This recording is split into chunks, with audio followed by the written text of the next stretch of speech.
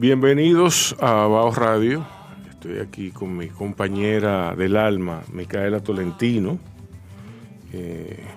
¿Cómo estás, Micaela? Estoy muy bien. ¿Cómo te entró el año? Me entró tranquilo. Sí. Sí, bien. Con muchos días feriados, diría yo. Sí, no, enero. Primer mes.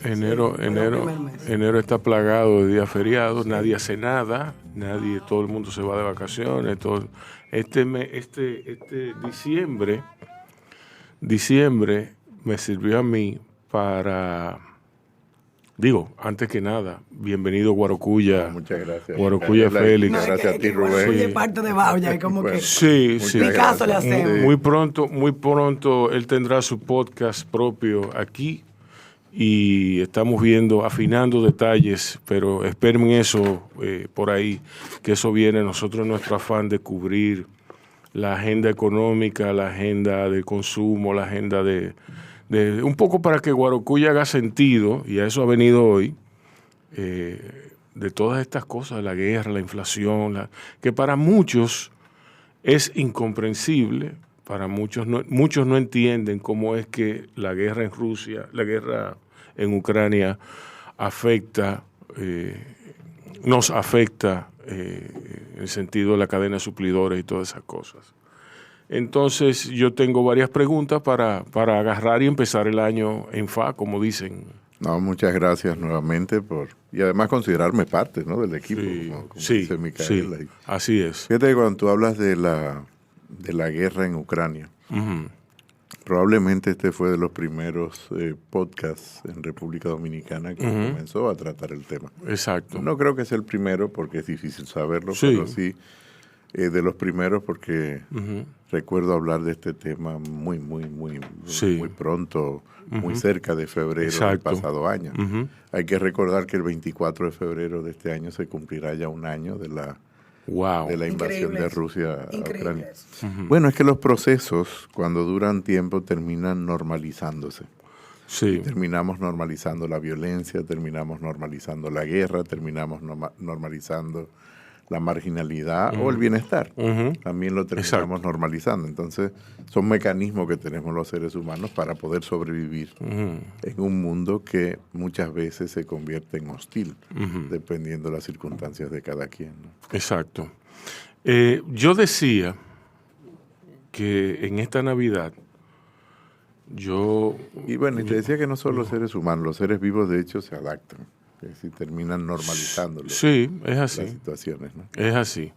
Yo estuve en la ciudad de Nueva York por asuntos personales y asuntos de Rebeca, y me tomé una semana por allí. Entonces vine y pasé parte de la temporada navideña aquí, en particular desde Nochebuena, desde poco antes de Nochebuena hasta el Año Nuevo. Yo tenía, exceptuando los dos años de pandemia, muchísimo tiempo que no me quedaba aquí. Pero en los años de pandemia tú te ibas. Sí, yo me iba, pero... Tú no te quedaste aquí, ni el 20, quizá el 20. Yo, el 20 de diciembre. No, el 2020, el diciembre el año 2020. No, yo no me quedé aquí. No. Pero, o sea, lo que digo... El que pudo irse se fue. A lo que digo fue una temporada especial, por así decirlo. Yo no sabía que la ciudad se estaba quedando sola, vacía.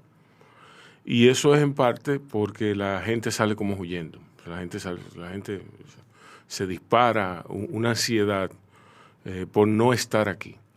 Y la ciudad se pone deliciosa, la ciudad se pone envidiable, más envidiable que bueno, yo siempre he ido, en el caso de Navidad, a resorts, por así decirlo. Cuando vamos a Rancho Arriba, cuando vamos a... El campo, Clave Verde, vaina. Exacto. Eso es lo que tú has hecho.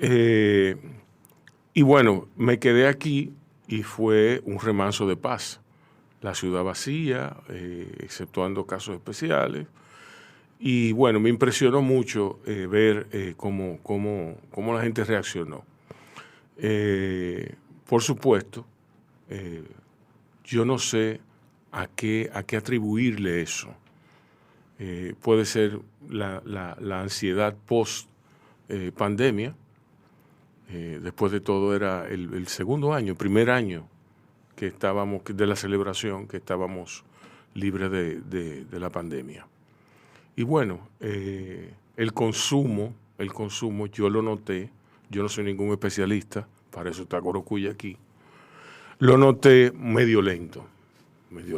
Habría que chequear las hojas de balance de los supermercados, habría que chequear la de presidente. Bueno, normalmente se verifica el volumen de ventas. Sí.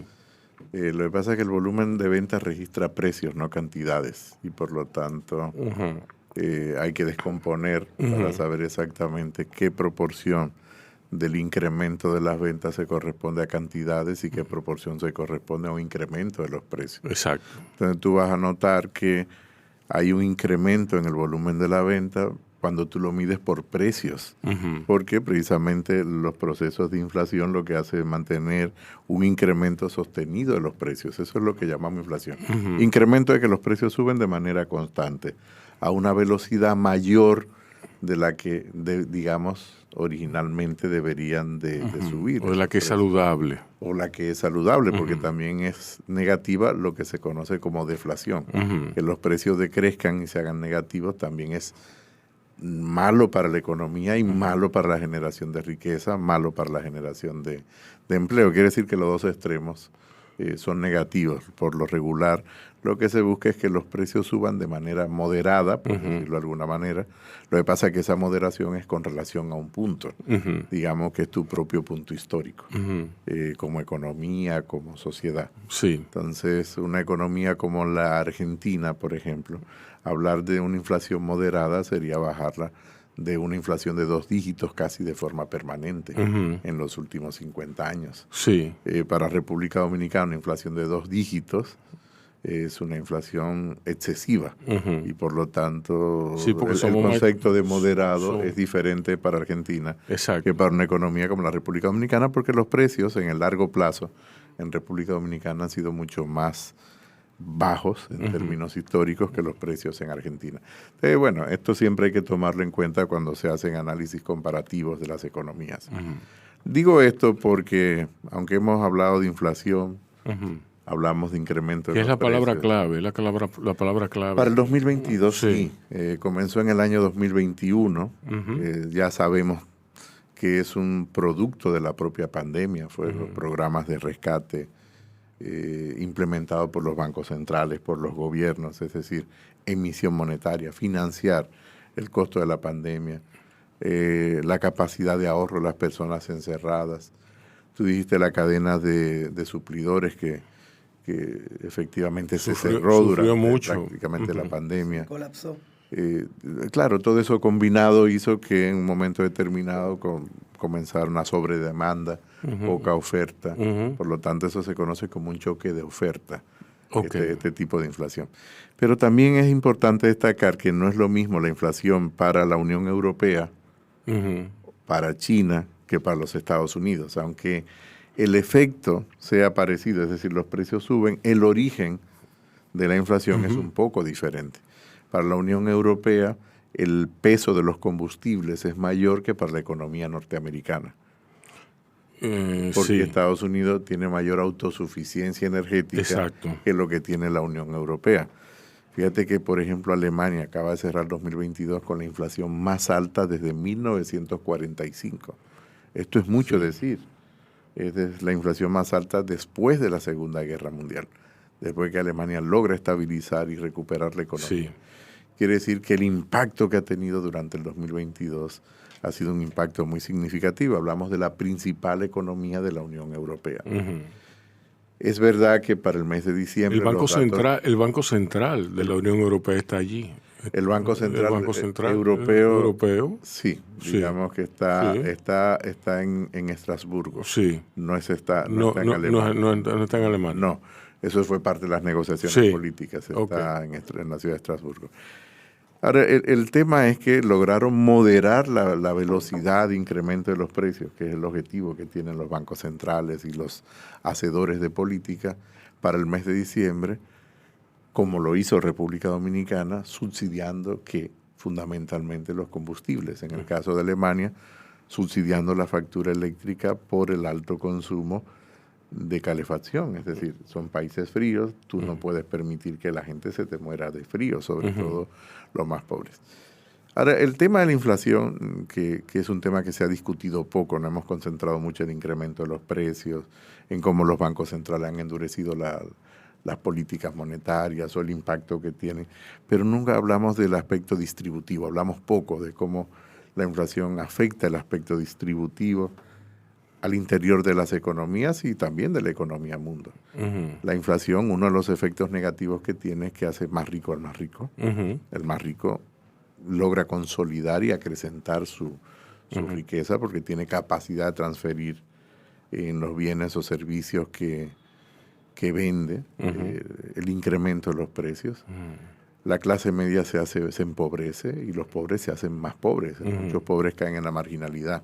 Y esa es la preocupación principal de la política pública desde los gobiernos, tratar de evitar que ese reparto del pastel que se hace regresivo, es decir, que los ricos se hagan más ricos y los pobres se hagan marginales y la clase media pobre, es un reto realmente significativo. Yo te diría que ese es un tema que probablemente va a dominar la discusión una vez las economías hayan estabilizado la velocidad de crecimiento de los precios. Ok, ¿cuáles son las variables que afectan a la inflación como fenómeno? ¿El precio de los combustibles? En principio hay una variable monetaria. El segundo, la capacidad de consumo de las personas. Estoy hablando más o menos en una secuencia de cómo se ha dado este proceso de inflación a nivel global. Luego, el precio de las mercancías, incluyendo, por supuesto, el precio de la energía, porque la energía dispara sus precios luego que las empresas comienzan a operar nuevamente. Es verdad que no todas de forma simultánea, pero sí de forma a una velocidad significativa, así como tuvieron que parar la producción porque prácticamente todas las economías se cerraron. Evidentemente que todo esto combinado hizo que se afectara el nivel de precios. Si hay menos carros, si hay más gente demandando carros, lo que hizo fue un ajuste por precios, lo mismo que los combustibles, lo mismo que los alimentos como el trigo o como las grasas comestibles. Y si al mismo tiempo se produce la intervención de Rusia en Ucrania, que son países productores, en el caso de Rusia, de energía, es decir, de petróleo y de gas, y en el caso de también Rusia y de Ucrania, productores de granos comestibles y de grasas comestibles, pues fue una combinación totalmente terrible, fatal. ¿Qué prevé el Fondo Monetario Internacional para el 2023? Hay que recordar que los economistas no somos adivinos y lo que hacen los organismos internacionales. Tú siempre lo has dicho. Sí, porque la probabilidad de equivocarnos es muy alta, ¿no? Yo te diría que más de 90 días es muy difícil porque las variables son humanas y tú no controlas exactamente la voluntad humana. O hechos que son muy aleatorios, que te cambian el panorama de un momento a otro. Por ejemplo, que fallezca un jefe de Estado. Sí. O que fallezca un responsable de política económica que tú no estabas previendo. O que en el caso del Perú, la inestabilidad institucional cambia el último gobierno y al mismo tiempo genera una explosión social que probablemente desde el Congreso, desde el Parlamento peruano no estaban previendo que esa fuera la reacción. O en el caso de Brasil, con el cambio de gobierno, la reacción de los más conservadores que apoyaban a Bolsonaro. Es verdad que tienen efectos diferentes, pero son probablemente situaciones no previstas en ningún modelo económico de manera previa. Exacto. Tú puedes tomar en cuenta que hay inestabilidad, pero no sabes probablemente la magnitud. Por eso digo que no somos adivinos. Ahora, lo que prevé el Fondo Monetario Internacional no es exactamente recesión. Yo sé que esa es una palabra que ha estado rondando todo el 2022. Sí. Hay economistas que han hablado de que si hubo recesión o no hubo recesión en Estados Unidos. Recuerdo en torno a junio, julio del pasado año, que esa es la discusión de si Estados Unidos estaba en recesión, si técnicamente no lo estaba. Está hablando de los principales economistas a nivel global, como Paul Krugman o Larry Summers. ¿Y qué decía Krugman? Krugman decía, a ver, esto es una definición técnica, porque haya 2 trimestres necesariamente en decrecimiento no quiere decir que haya recesión. Visto en el periodo completo del año fiscal, evidentemente no hubo recesión en Estados Unidos. Hubo sí inflación. Sí hay inflación en Estados Unidos, una inflación además significativa, también históricamente alta. Pero fíjate que Estados Unidos, de esas tres economías, como dice el Fondo Monetario para el 2023, es la economía más resiliente, es decir, es la que más resiste, ha resistido el incremento de los precios y además no ha perdido la cantidad de empleo como muchos economistas esperaban que perdiera con el incremento de las tasas de interés de la Reserva Federal. En este mismo programa y en otros espacios he hablado de los cambios estructurales que ha sufrido la economía. Dije que hay un cambio en el mercado de dinero en Estados Unidos y que por lo tanto la política monetaria, el impacto que tenía las medidas tradicionales ahora no lo tiene de la misma manera y tiene otra velocidad a los impactos. Quizás esto es una discusión más técnica, pero es bueno transmitir que hay un cambio estructural en la política del mercado de dinero y por lo tanto en la política monetaria. Pero bueno, volviendo a lo del fondo, lo que te está diciendo el fondo es que sí vamos a tener una menor crecimiento en el año 2023. No está diciendo todavía para este primer trimestre que haya recesión, sino que hay menor crecimiento. Y la preocupación que tiene el fondo es que esa explicación vendrá dada por el decrecimiento de la economía de la Unión Europea, el decrecimiento de la economía norteamericana y el decrecimiento de la economía china, que son los tres, digamos, motores del crecimiento de la economía global. Eso es consistente con las medidas de política monetaria que ha estado tomando el Banco Central Europeo, la Reserva Federal de Estados Unidos y en cierta medida el Banco Central chino. En el caso de China se le suma un elemento adicional y es que todavía no acaban de resolver el tema de la pandemia. China ha cerrado ciudades completas nuevamente, ha tenido movilizaciones en contra del cierre de esas ciudades y eso afecta también la cadena de suministro al interior de la economía china, pero sobre todo a la economía global, porque China sigue siendo un gran proveedor de bienes y servicios a nivel global. Entonces, lo que prevé el Fondo Monetario es que sea un año todavía con muchas dificultades. No habla de recesión, pero sí un año de muchas dificultades. Para la economía dominicana se prevé que crezca un poco menos que lo que ha crecido en el año 2022. Se habla de un 4,7, sería décimas. Habría que ver al cierre del año, que todavía no se da el 31 de diciembre. El cierre del año económico se da un poco después, es al cierre del año fiscal, aunque los bancos centrales dan las cifras a mediados, a finales de enero, de cómo fue el comportamiento de la economía, igual que los ministerios de Hacienda y los ministerios de Economía. Depende de la regla institucional de cada país. Y entonces veremos efectivamente cómo cerró el crecimiento de República Dominicana. Hay que reconocer que se moderó la velocidad del incremento de los precios. Eso no quiere decir que no ha habido inflación. Lo que quiere decir es que la política monetaria restrictiva del Banco Central en República Dominicana, siguiendo la política monetaria restrictiva de la Reserva Federal de Estados Unidos, en algún punto, que yo no podría explicar en este momento, ha afectado la velocidad de incremento de los precios. Por supuesto que los precios siguen estando altos, cierran altos. Vuelvo al aspecto distributivo. El que es asalariado perdió en este proceso durante el 2022. El que no tiene un salario perdió más que el asalariado porque no tiene un ingreso fijo. Por lo tanto, ahora la preocupación de la política pública, y debe ser la del gobierno, es recuperar el poder adquisitivo de las personas. Pero hay que reconocer que el gobierno, tanto aquí como a nivel global, han sido más o menos similares la política. Para poder moderar ese impacto que tiene inflación, los grupos más pobres implementó y seguirá implementando sin ninguna duda en caso de que fuese necesario, subsidios sobre todo a los combustibles y alimentos que son básicos. Creo que en República Dominicana se pudo haber hecho más, pero esto ya corresponde a otro tipo de discusión. Se pudo haber hecho más en el sentido de haber evitado, por ejemplo, al inicio de la actual administración, digamos, sacar técnicos muy calificados de áreas que son muy sensibles, que hizo que ralentizar el proceso, por ejemplo, de producción de alimentos, que son esenciales para la gente de la calle, para la gente común y corriente. Es verdad que no estamos frente a grandes crisis, digamos, de alimentos, pero sí la gente lo resiente mucho en el bolsillo, lo resiente en el barrio, cuando va al colmado, lo resiente en el supermercado. Bueno, estos son los retos que se tienen para el 2023 y lograr que la velocidad de la inflación siga cayendo. Estos no son retos fáciles. Es fácil comentarlo aquí. Te iba a preguntar que cómo se hace eso. Se hace endureciendo la política monetaria, lamentablemente. Sí, Estados Unidos sigue endureciendo la política monetaria, es decir, si sigue subiendo los tipos de interés. República Dominicana tendrá que seguir subiendo los tipos de interés. Quiere decir, no hay muchas opciones de política en el menú de opciones que se tienen.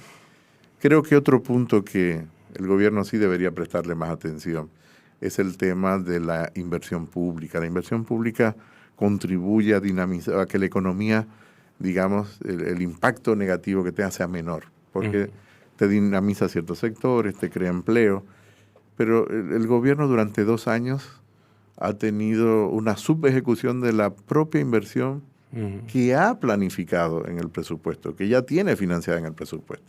Entonces esto es algo que sí preocupa, porque si ya lo tienes presupuestado, lo tienes financiado, no tengo yo una explicación de por qué el gobierno no ha ejecutado el 100% de lo que efectivamente tiene presupuestado. Entonces, esto es una llamada de atención al gobierno para este 2023 y 2024, en el sentido de que por lo menos lo mínimo que debe hacer es ejecutar lo que tenga programado en la parte correspondiente a la inversión pública. Bueno, hablamos de inversión pública, pero inversión pública son hospitales, son carreteras, son escuelas, son puentes, son puertos, son aeropuertos, son reparaciones de vivienda, construcciones de vivienda. Esa es la inversión pública, es el bienestar de la gente y además genera empleo o mitiga el impacto negativo que puede venir del exterior. En nuestro país, que no hace frío, tú decías en Alemania hace un frío del carajo, ¿tú me entiendes? Eso lo digo yo.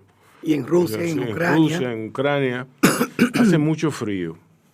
Eso es una variable, una variable que está ahí, que esos países hay verano unos meses nada más. 3 meses. Aquí aquí hace calor todo el tiempo.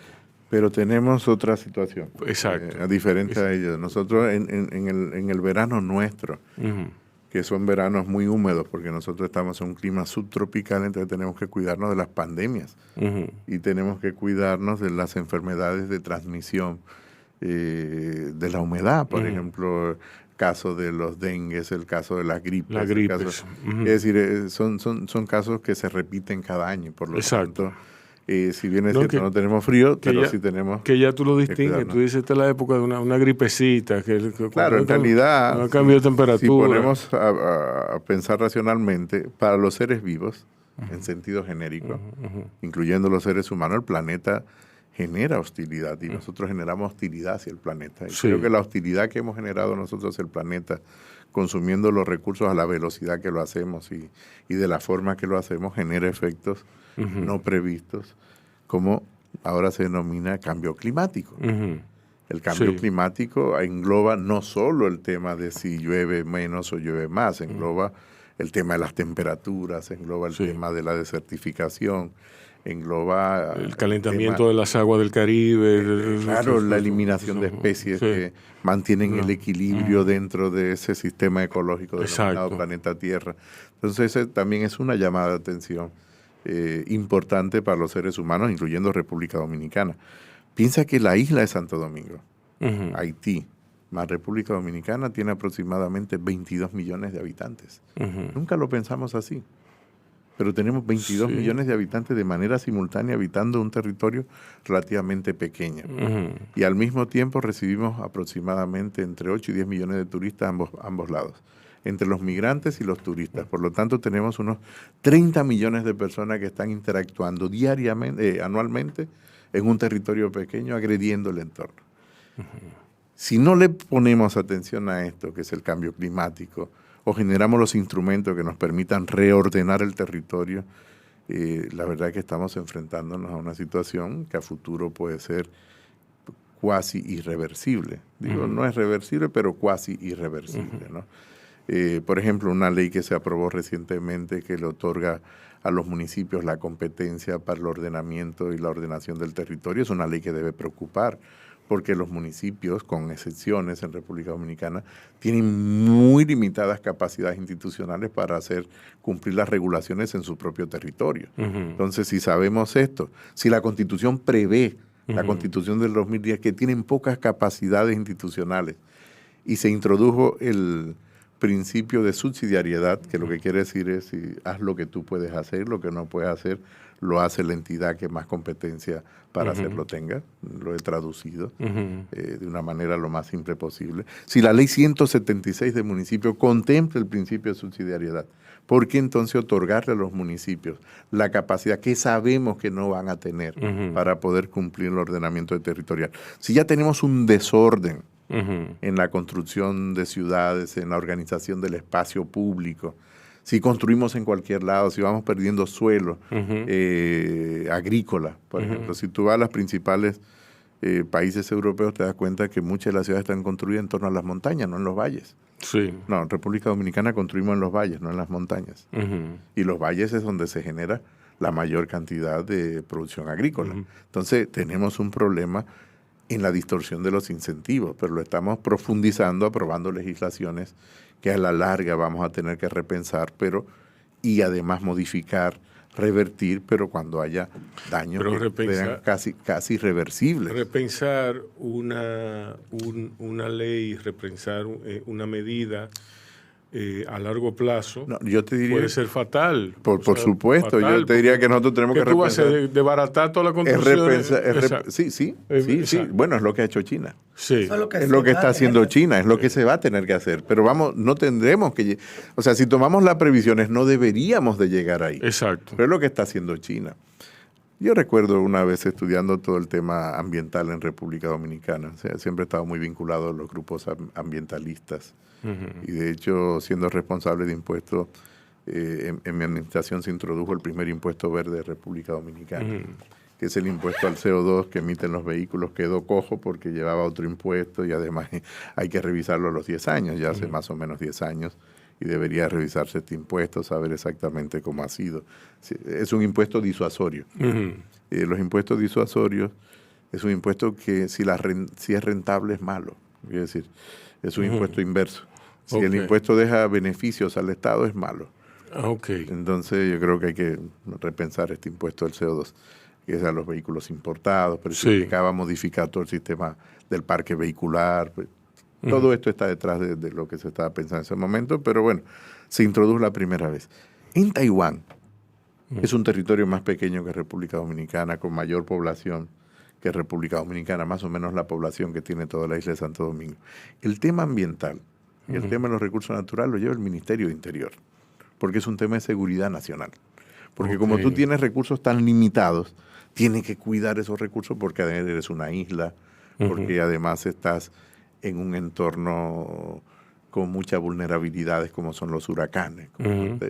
Todos estos temas, si los sumamos a el contexto post-pandemia, temas que ya venían previo a la pandemia, pero la pandemia probablemente es el resultado de muchos de esos cambios que los seres humanos hemos provocado en el mismo ambiente, en el entorno, manipulado o no. Son temas que nosotros tenemos que enfrentar a futuro, y a futuro no mañana, es hoy. El futuro se construye, el futuro no se prevé. Exacto. Tenemos que construir un futuro diferente.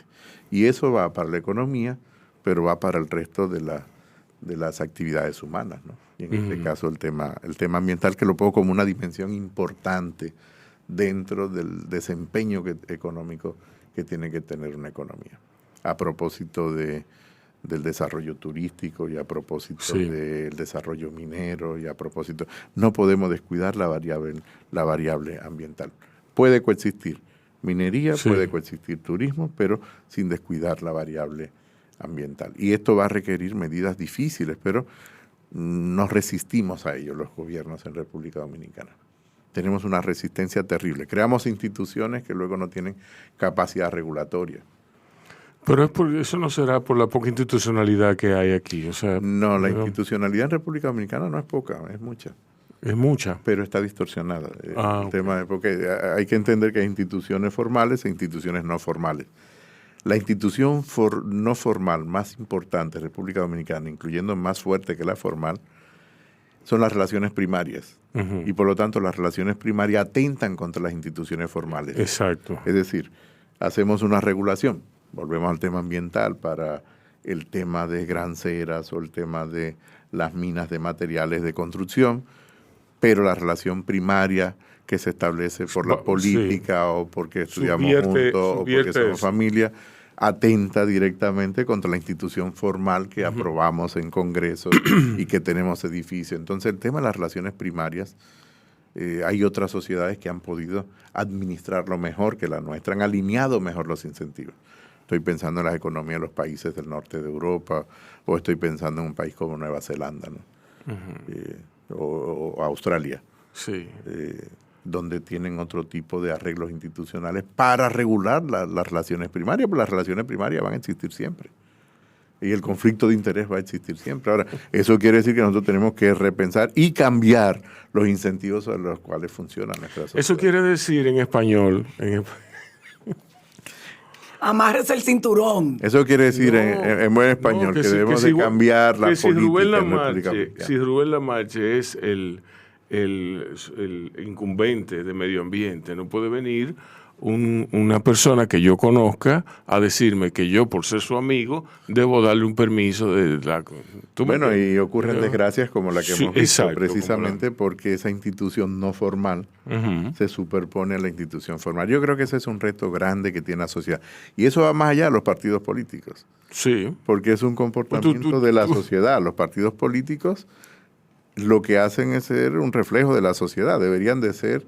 Bueno, en los años 70, 60, 50, 40 todavía existía la palabra vanguardia, ¿no? Sí. Es una palabra en desuso. Hoy en día hablar de ideologías o de ideas también está en desuso. Hoy en día todo el pragmatismo absoluto del mercado fundamentalmente, ¿no? Pues sabemos que no, que los mercados tienen que ser regulados, que el Estado tiene que existir para que exista también el mercado, que tienen que convivir de la mejor manera posible. Y yo creo que en esa convivencia que tiene que darse entre Estado y mercado, los partidos políticos juegan un rol principal, tratando de educar a los militantes que luego van a llegar al poder para cambiar los incentivos sobre los cuales funciona la sociedad. Exacto. Pero eso es un reto también difícil. Incluyo la organización a la que yo pertenezco, que no es un tema menor. Por encima de la simpatía y de la amistad que me une a Guarocuya, yo no puedo evitar sentir cierta desesperanza. No, pero es que yo la comparto contigo. Es decir, lo que hago aquí es un llamado, es casi un grito, ¿no? Sí. Desesperado a decir, oiga, señores, hagamos un alto y cambiemos esto, porque si no cambiamos, el remedio va a ser peor que la enfermedad, ¿no? Así es. Y yo creo que los momentos de crisis económicas o de crisis sociales, de crisis políticas, afortunadamente República Dominicana ha logrado, digamos, ir sorteando con más o menos acierto la crisis de la pandemia y la posterior crisis económica. Sí, definitivamente. Reconocer esto. Pero yo creo que es un buen punto para llamar a los partidos políticos, a todos, y sentarnos y decir, señores, tenemos una estrategia nacional de desarrollo, repensemos la estrategia, repensemos los incentivos sobre lo que estamos montados. ¿Qué país queremos? Hagamos nuevamente el ejercicio para esta generación presente. Porque ya las generaciones pasadas pues son pasadas, ¿no? Sí. Evidentemente que las generaciones coexistimos todavía. A veces los jóvenes piensan que hay una ruptura. Sí. Cuando uno tiene 18, 20, 25, 30 parece que hay una ruptura y decimos todos los jóvenes. Sí. No hay una ruptura. O sea, tan millennial en el uso de la tecnología es un joven de 18 años como yo que tengo 56. Sí. O sea, coexistimos utilizando la misma tecnología y el mismo espacio y agrediendo el mismo entorno. Entonces yo creo que tiene que haber un cambio primero en la percepción humana de la temporalidad sobre nosotros mismos, ¿no? Esto es casi filosofía.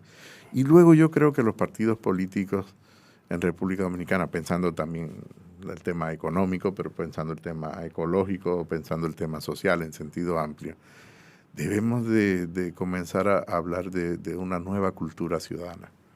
Yo creo que ese es el punto, educar, ¿no? La mayor riqueza de un país no está en los minerales que tiene en sus minas, está en el petróleo, no está en la educación, está en el conocimiento.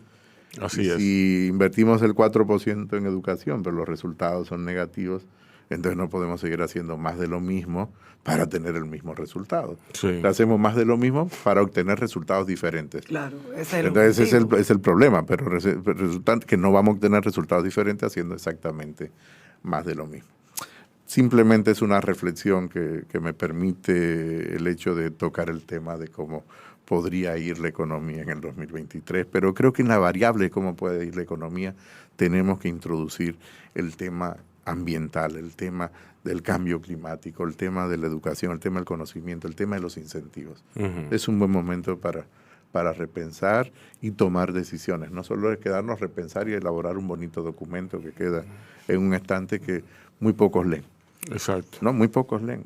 Sí. De hecho, incluyendo los propios militantes de una organización política que se hace un programa de gobierno, luego tú preguntas, ¿lo leíste? No lo leí. Pocos leemos, ¿no? Sí. Esa es la realidad. A ustedes, cuídense y cuiden a otros.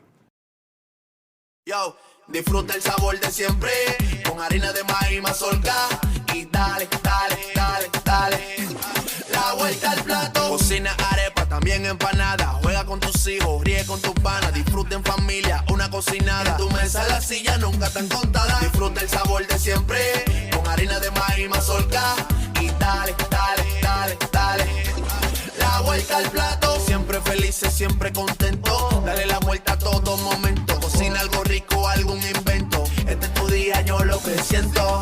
Tu harina de maíz mazorca de siempre, ahora con nueva imagen. Para cosechar lanzadores hay que sembrar disciplina. Para cosechar jonroneros hay que sembrar honestidad. Para cosechar grandes ligas hay que sembrar valores. Porque los grandes ligas no crecen en el monte, se cultivan. Así como el mejor arroz. Arroz La Garza, patrocinadores de nuestros próximos grandes ligas. Ahora vamos a hidratarnos con agua cristal en su nueva presentación de Tetra Pak. Agua cristal, menos plástico, más vida. Comparte, recuerda darnos tu like y activar la campanita para notificaciones.